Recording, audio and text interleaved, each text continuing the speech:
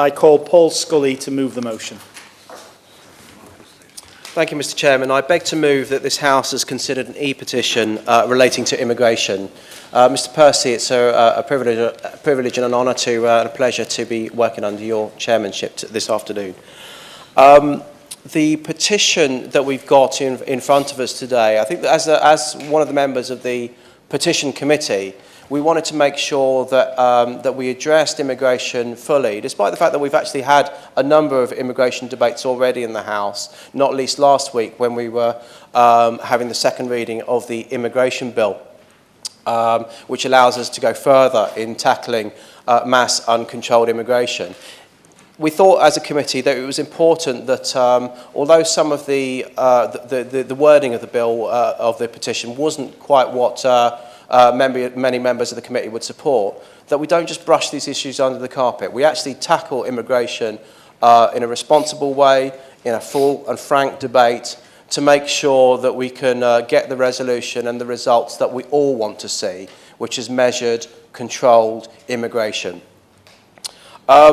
It is a serious issue. It reflects, we wanted to make sure that we reflect the concerns of the population as a whole. I know going around in Sutton and Cheam, in my constituency, it was probably became the #1 issue throughout the last month in particular of the campaign.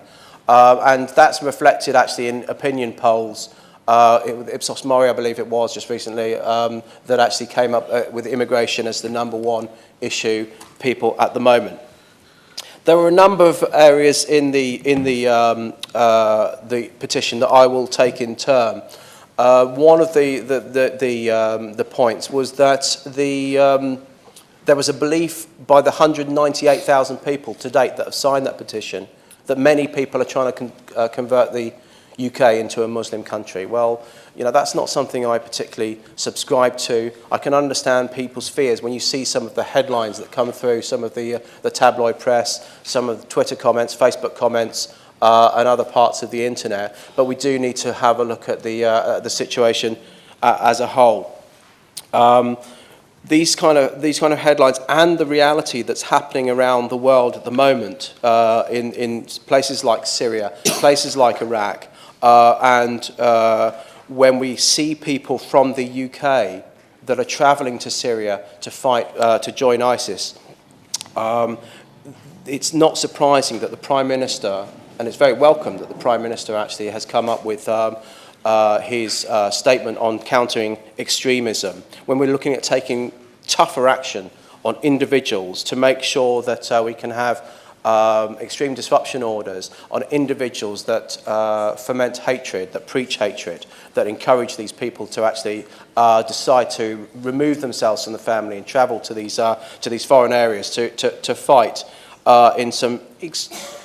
with people that are, frankly, have a disgusting doctrine and no respect for any sense of respect for human life at all.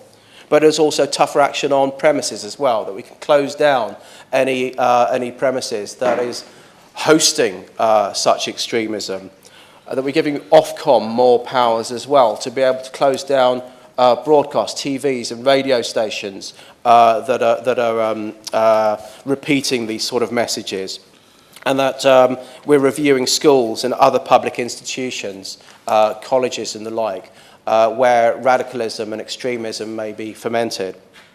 And also, it's important as well, and I welcome the fact that the Home Secretary is having a review of Sharia law in the UK as well, a very important cornerstone of our counter-extremism policy. There is a sense as well where I can understand people's views in certain parts of the country where multiculturalism may have failed somewhat and stalled somewhat because of sometimes because of the fact that there are so many people coming to one area. If you look at Tower Hamlets, for example, other parts of the north, where there are some extreme groups that actually have built up no-go areas for white British people. We saw that in Tower Hamlets, which was quickly stamped down on and welcomed too, where you had vigilante gangs walking around in that area that were picking on people just minding their own business. That sort of thing has no business being in the UK at all. It is, however, in the vast, vast minority of people that are conducting such actions. And we need to do more to stamp it out, hence the counter-extremism. There was an area, I'll give you one quick example of where community cohesion slightly breaks down on a small scale in my constituency of Sutton and Cheam. Just in the lead up to my election, there was a controversial planning application for a small mosque in Worcester Park on Green Lane. I objected to it, as did a number of people, purely and simply because it was totally in the wrong place. There was no parking around it. It was on a really, really busy junction, already at capacity, and a number of people, and it got rejected actually at the planning committee for that reason. However, it was conflated into an anti-Muslim feeling amongst a few people around that area. And the two issues really, as I say, got conflated. There's an Ahmadiyya mosque just nearby in Morden. It's the biggest mosque in Europe. Has about 15,000 people, worshippers that go in there. And so a lot of residents in Worcester Park that don't particularly know the ins and outs of Islam felt, well, why do you want a mosque in this small mosque in the corner of Green Lane? Why can't they go to this massive mosque around the corner? Not understanding that Ahmadiyyas are one group that actually unite the Sunnis and Shiites Shias in their dismissal of Ahmadi Muslims as not being of the faith, of being apostate. It's really like sending someone from the Church of England faith through to a Mormon church, frankly, in terms of the difference of doctrine that they perceive the Ahmadiyyas to have, even though in many cases that's just not reality at all. The mosque in Morden actually suffered a fire just recently, which destroyed a lot of its administration offices and back offices. Fortunately, the mosque itself wasn't damaged. It was the day after Eid, of which, if it had been the day on Eid, there would have been 10,000, 15,000 people in the building. As it happened, there were, I think, 10. And there were no injuries, no fatalities, certainly. But there were 70 fire engines that served that put out that fire. And the police and a number of community leaders had organised a number of community events to try and calm the situation down, because it wasn't clear at the beginning as to whether it was a race hate or religious hatred crime. Fortunately, we believe it wasn't. It was a couple of teenagers, one of whom has been set bail and is coming back in the new year. So we're hoping that it was nothing quite as sinister. But nonetheless, the fact that people had to go around the community and set people's minds at rest, I think, shows the unease sometimes and the awkwardness when it comes to keeping a cohesive community. Please, I'll give way. We also had an incident just before the election in my constituency where stickers appeared on lampposts, and I gather this happened nationwide. Voting is shirk, implying that Muslim people shouldn't vote. My religious community quickly took it down. So this is not representative. Again, a small group doing it, trying to stir up trouble. For sure. No, thank you very much. Thank my honourable friend for giving me that example. As she rightly says, there are a number of examples around the country that are exacerbated by sometimes a breakdown of community cohesion, but in no way reflective of the population, whether the Muslim population, whether the UK indigenous British population that have been here, the Church of England population. Actually, I'll correct myself, because it's really important that in describing the Muslim population, we don't bring together religion and ethnic race as well, because Muslims are not limited to Pakistanis, Bangladeshis, Arabs. There are a number of British-born Muslims. There are a number of people that have converted, a number of American Muslims and African Muslims. They are represented in countries right the way across the world, and it's important actually that we do make that distinction. Although, as I've just demonstrated, it is easy, very much easy to bring the two together in accident. The final piece of the jigsaw in Worcester Park, just going back to that example, is that there were a third group of Muslims, Ismaili Muslims, that actually bought a pub in Worcester Park, just not far from this controversial planning application, planning site, called the Worcester Park Tavern, where they wanted to build a community centre. Again, there were some issues around it purely from planning reasons, from parking and traffic and these kind of things. But because of the other two mosques, a lot of people in Worcester Park were whipped up. I just felt a little bit of an undercurrent about it, but they were whipped up into being opposing it because they were anti-Muslim. They were anti-anybody, any Muslim group taking over this park. Whereas it's mainly Muslims, they don't pray in the same way. A number of them drink alcohol. They have a very different group. Please, yes.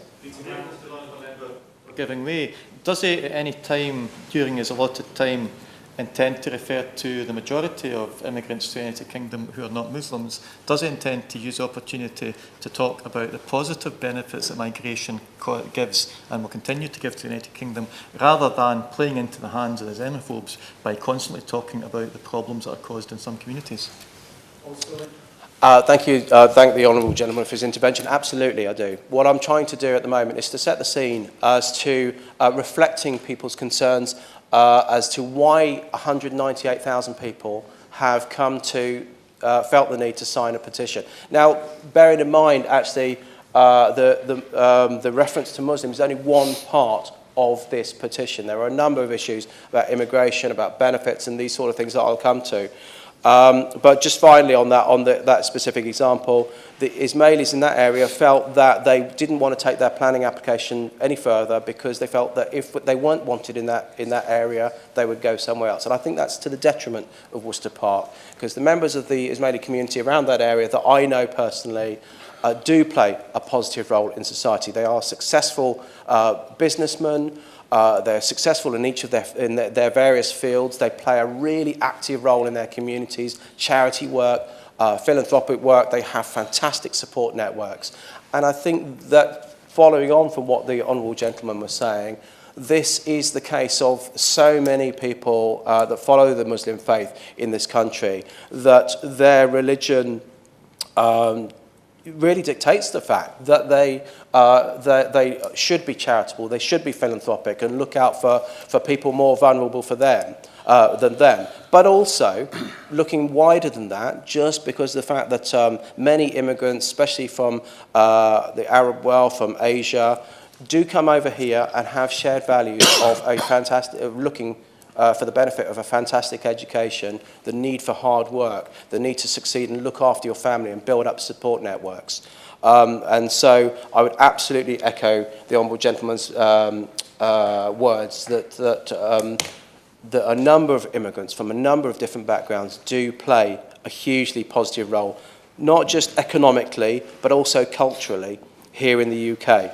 I wanted to just cover the fact very quickly about the fact in the petition that it actually said foreign citizens are taking all our benefits, costing the government millions. Well, again, there is no doubt that a number of people that come into this country do claim benefits, whether that's out-of-work benefits or more likely in-work benefits, because people tend to come to this country to get on.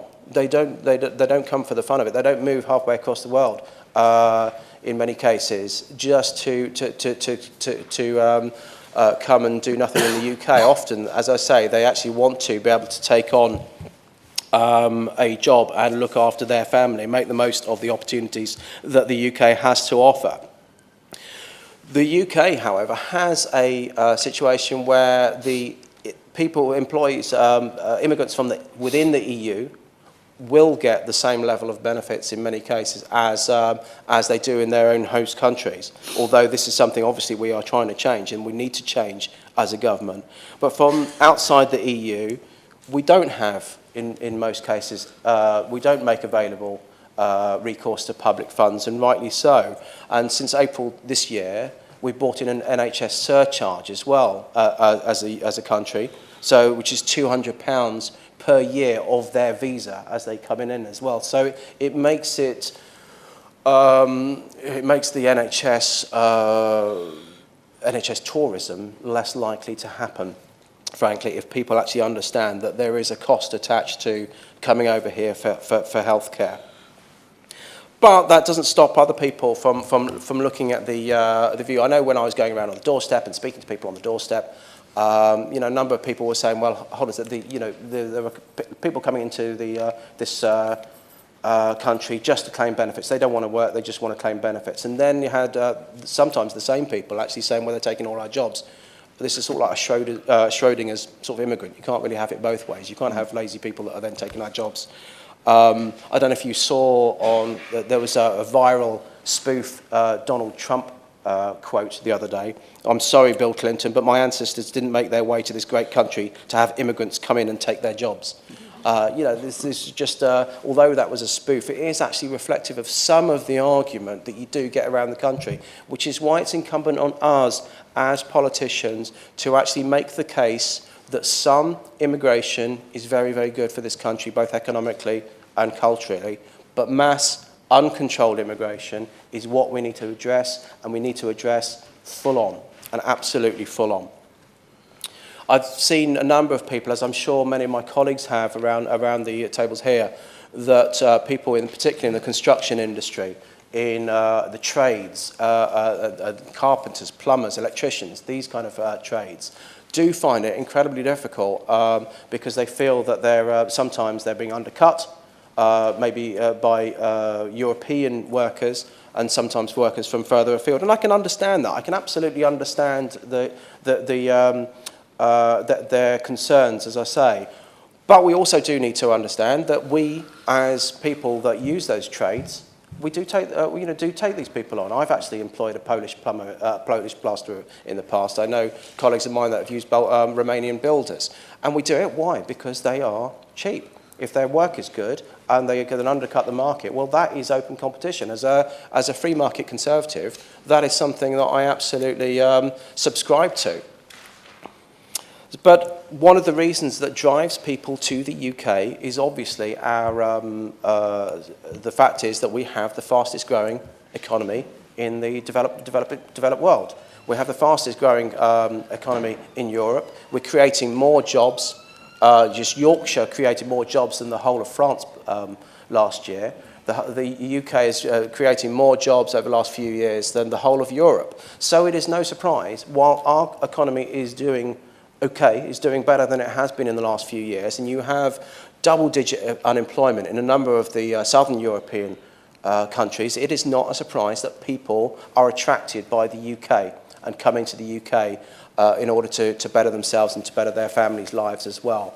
And now, there's two ways that we can tackle this. Either we can tank our economy, which I don't think anyone around here would subscribe to that solution, or we can actually look at our immigration policy and ensure that we do make it more difficult and less attractive for the people that are just economic migrants with the unskilled workers, or maybe the skills that we don't particularly want to be attracted into this country, so that we can concentrate on attracting the very best in terms of skilled workers, migrant entrepreneurs, and these kind of people to this country. The final thing that I'll cover just from the petition itself was the fact that it actually talked about foreigners, footage showing foreigners desecrating British soldiers' graves. Now, I saw that. I'm not quite sure why that was actually put in the petition. There is some footage showing people kicking over a number of soldiers' graves, actually not just British. That was actually in Benghazi in Libya 2 or 3 years ago. So again, it's something that is a shame that because we sometimes shy away from talking about immigration fully and frankly, it allows these various issues to be conflated and brought together in sometimes a sort of like non sequitur. I think it's really important that we actually concentrate on the policies that we are bringing in as a government and that we need to go further and bring in as well. One of my big drivers when I look at immigration is my own background. My father, as many of you know, was born in Rangoon in Burma. My grandfather worked as a port commissioner. He was in charge of scuttling the docks in Rangoon before the Japanese came in. And just during that time, my grandmother and my two aunts were refugees. They went to a refugee camp in India, and they managed to find my father my grandfather by chance, actually, in a fort in India. My father came over here when he was 18. He finished his apprenticeship on the docks in Glasgow, and now either the docks in Rangoon or the docks in Glasgow gave him the welcoming present of inhaling asbestos, which unfortunately killed him 25 years ago.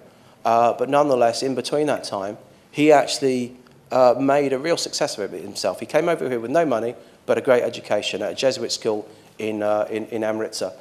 Came over here and really worked incredibly hard and instilled a sense of, as I said before, a good education, the need for hard work, the need for family.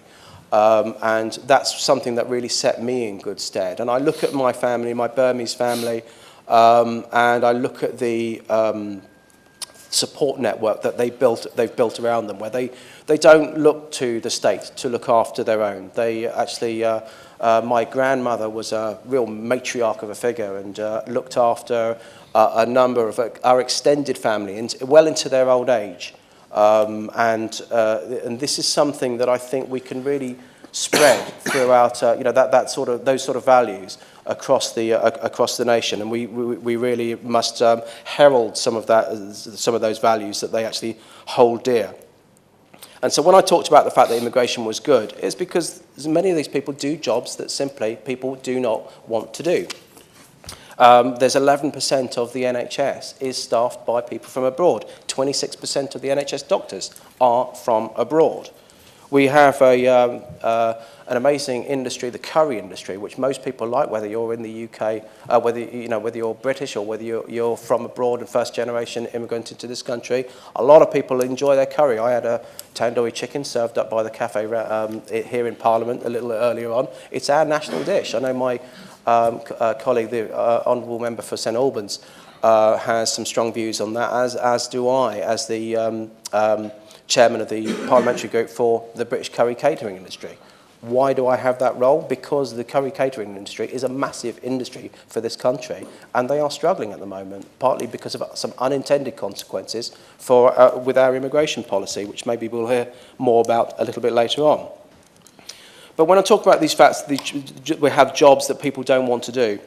We've got an ageing population, and so we do need to actually bring people in. We need skilled people to come in to actually do these jobs so that we can actually create the wealth that can help, therefore, pay for pensions, pay for freedom passes, pay for our health service, and all of these services that older people, retired people, rely on, frankly, as we all do. I'll just give one example of a migrant entrepreneur that I cited. A friend of mine, and I know a friend of the Minister's, a chap called Atul Patak. He came over here when he was young with very little money. He worked hard. He worked hard in Southall, just day in, day out, on some pretty arduous jobs. And over the last few years, he's gone from the ground floor in the hospitality industry to becoming McDonald's largest franchisee, running 26 different restaurants around London, turning over £50 million. And he employs 2,000 people and he's given 450 of those the ability of GCSE in English and maths, and a number of apprenticeships as well, and some people degrees in hospitality. So he's helped bringing on thousands of people to follow on from what is a job through to a really satisfying career. And I think he's a fantastic example and he does a huge amount of charitable work. And I think a lot of people that I've seen from other countries, entrepreneurs from other countries that come here, they come here with a slightly different philanthropic view than we do as business people in the UK. They're far more active in the charitable industry, and industry is not an industry, the environment, and it's just really important that we actually, as I say, learn those lessons and share those lessons. I talked as well about the fact that culture is very important, and the fact that immigration is good for culture. But let me just turn to the fact that the mass uncontrolled immigration is bad for a second. We do know that there are tensions when you bring too many people in this country, like the 2.5 million people that came in under the last Labour government, twice the population of Birmingham. That is going to provide a big shock to our infrastructure, to hospital beds, to school places, to housing. And these are all issues that we are now having to tackle. and you can come up with, there are various community tensions in certain areas, like us talking about Tower Hamlets and other towns as well. So we do need to control numbers. And I'm really pleased that the government policy in the last government, and we're carrying on going now, has started to really try and address this. But it really is like an ocean liner that you've got to turn around. You can't do it all particularly quickly. But nonetheless, we've been slashing student fraud. We've been struck off nearly 900 bogus colleges, made tougher access to welfare and housing, but there's plenty more to do. And I'm glad the immigration bill that we're putting through now will make it far harder for illegal immigrants to have work, to have access to public services, and it make it far easier for us to remove people as well that should not be here. The one area that I think we do need to go further is within the EU. Obviously, the Prime Minister is trying his hardest to renegotiate a number of terms within the EU, especially in terms of the freedom of movement. My personal opinion is that we need to leave the European Union, which would ultimately give us far more flexibility in controlling our own borders, which are strong borders. Bearing in mind, we've got a channel. We have a sea between us and the rest of Europe. If you look at some of the tensions that are happening in some of the Middle European countries and Eastern European countries at the moment, where we are hearing about border issues every day, we have a sea and a strong border that we can actually do something about if we had the policies in place to do it. So I think by leaving the European Union, that would give us more flexibility to control our borders, but also tackle some of the unintended consequences in terms of immigration from outside the EU as well. And things like the curry industry that I was talking about, bringing curry chefs over, may be one such benefit. Just very much in conclusion, I just wanted to quickly cover talk about refugees, because obviously that is a crisis that a fully blown crisis that we are right in the middle of at the moment. And we do not want to go back to the position that we were in the early 2000s, where all the talk about immigration was all about bogus asylum seekers. You remember that phrase, bogus asylum seekers? We have to have the situation when we can have strong borders, we can bring in the people that we want to, but we can fulfill our absolute moral obligation and the fact that we've got a rich history in it of bringing in refugees that are in most fear of their life, so that they can feel welcomed. We have to have a welcoming environment for legal migrants and refugees, but we need to have a hostile environment for illegal immigrants. But that needs to be very, very distinct, so we're not conflating two issues. As I say, it's a very difficult situation to turn around. I'm fully supportive of the government's plans for immigration and the immigration bill. Now we have a Conservative majority government, we can do things that we couldn't necessarily do under a coalition government, and I'm looking forward to what the Minister has to respond in how immigration policy is going to develop over the next couple of years.